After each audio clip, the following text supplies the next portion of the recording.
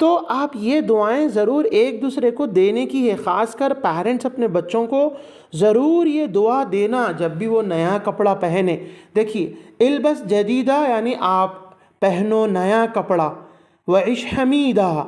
اور زندگی گزارو لائق تعریف بن کر، اور آپ کو موت آئے شہید کی حالت میں، یعنی ومت شہیدہ۔ پھر دیکھیے اس طرح یہاں آپ کو اس دعا کو پریکٹس کرنے کے لیے تجوید کے ساتھ جو ہے اس طرح یہاں پر آپ کو رکھا گیا ہے،